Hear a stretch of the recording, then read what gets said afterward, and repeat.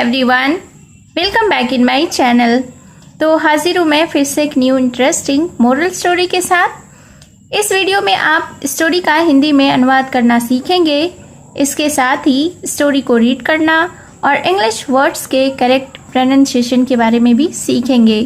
तो story start करने से पहले अगर आप इस चैनल पर न्यू हैं, मेरी वीडियो को पहली बार वॉच कर रहे हैं, तो मेरे चैनल को सब्सक्राइब कर लें और जो बेल का आइकन दिख रहा है उसे भी प्रेस कर दें ताकि मैं जब भी वीडियो अपलोड करूं तो इसका नोटिफिकेशन आप तक पहुंच जाए। तो चलिए स्टार्ट करते हैं आज का यह इंटरेस्टिंग मोरल स्टोरी। आज के स्टोरी का टाइटल है the seeds of patience. Seed का अर्थ होता है बीज, ऑफ यानी कि का, पेशेंस का अर्थ होता है धैर्य। तो शीर्षक का अर्थ हुआ धैर्य के बीज। So let's begin the story. One day, Mr. Mulder gave his students a class project.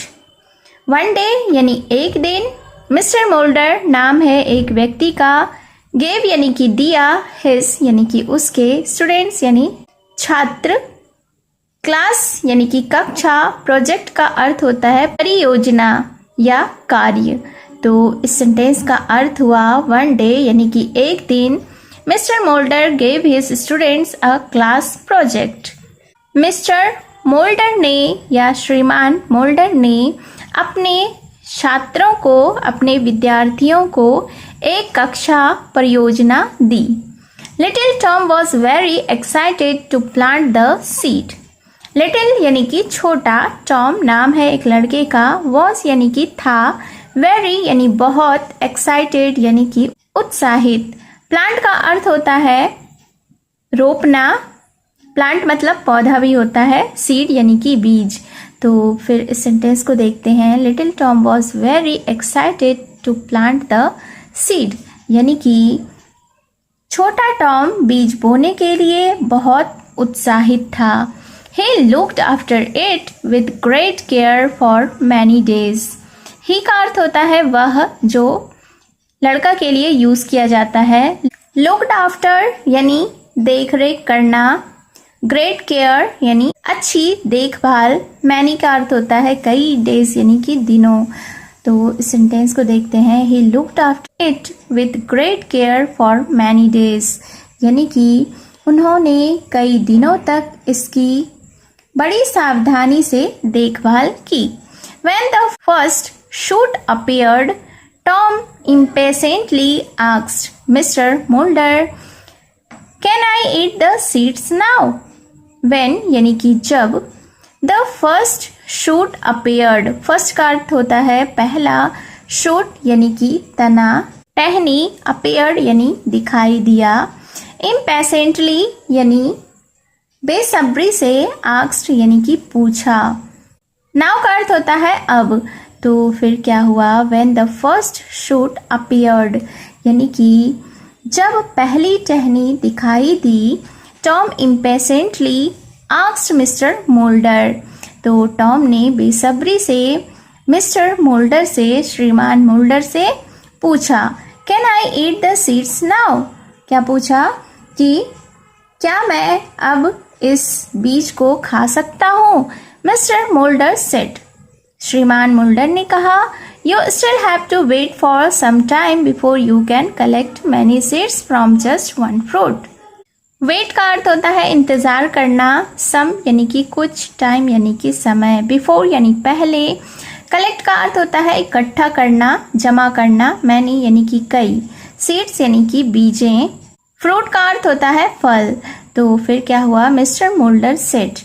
अब श्रीमान मोल्डर ने कहा, you still have to wait for some time यानी कि आपको अभी भी कुछ समय तक इंतज़ार करना होगा। Before you can collect many seeds from just one fruit, इससे पहले कि आप सिर्फ एक फल से कई बीज एकत्र कर सकते हो या इकट्ठा कर सकते हो। Tom was disappointed but he kept looking after his plant diligently. Disappointed यानी कि निराश हुआ, आफ्टर का अर्थ होता है बाद, डिलिजेंटली का अर्थ होता है लगन से। तो फिर इस सेंटेंस को देखते हैं। टॉम वॉज डिसअपॉइंटेड यानी कि टॉम निराश हुआ but he kept looking after his plant diligently, लेकिन वह अपने पौधे की लगन से देखभाल करता रहा। However, he gradually became more impatient. However, तथापि gradually का अर्थ होता है धीरे धीरे, became यानी कि हो गया, more यानी कि ज्यादा, impatient यानी कि अधीर या उतावला। तो इस सेंटेंस को देखते हैं। However यानी तथापि, he gradually became more impatient, वह धीरे धीरे अधिक अधीर हो गया। He kept asking Mr. Mulder if he could pick the fruit. वह पूछता रहा मिस्टर मुल्डर से if he could pick the fruit, कि काश वह फल तोड़ सकता। Despite Mr. Mulder's advice, he picked the plant as soon as he saw the first fruit.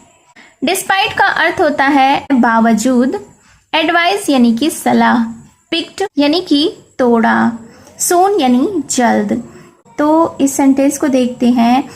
Despite mister moulders advice यानी कि श्रीमान मुल्डर की सलाह के बावजूद, he picked the plant as soon as he saw the first fruit, उसने जैसे ही पहला फल देखा उसने पौधा तोड़ लिया। Sadly, the fruits were not ripe.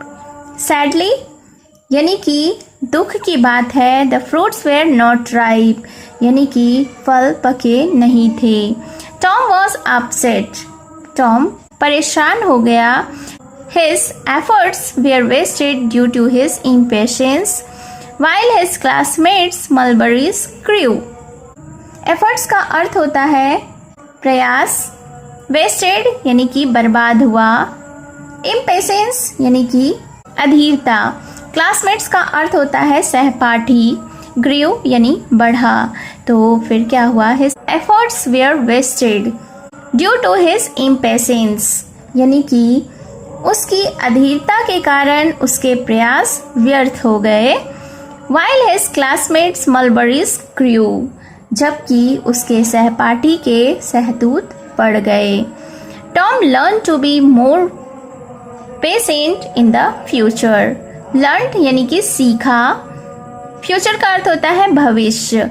तो इस सेंटेंस को देखते हैं कि टॉम ने भविष्य में और अधिक धैर्य रखना सीखा। Moral of the story is with patience and प्रिजर्वेंस you can achieve anything. Patience का अर्थ होता है धैर्य, विथ यानी कि साथ, प्रिजर्वेंस का अर्थ होता है दृढ़ता, अचीव यानी कि हासिल करना, एनीथिंग यानी कुछ भी। तो इस स्टोरी का यह मॉरल है, इस स्टोरी से यह सीख मिलती है कि विथ पेशेंस एंड प्रिजर्वेंस यानी कि धैर्य और दृढ़ता से यू कैन अचीव एनीथिंग, आप कुछ भी हासिल कर सकते हैं। So it was the short moral story. Comment box में अपने सुझाव ज़रूर दें, अपनी राय ज़रूर दें कि आपको यह स्टोरी कैसी लगी। और अगर आपने अभी तक मेरे चैनल को सब्सक्राइब नहीं किया है तो जल्दी से चैनल को सब्सक्राइब कर लें और बेल का आइकन भी हिट कर दें। और अगर आप मुझे फेसबुक पर सुन रहे हैं तो फॉलो कर लें। तो मिलती हूँ मैं फिर से एक न्यू इंटरेस्टिंग मोरल स्टोरी के साथ। Thank you for watching.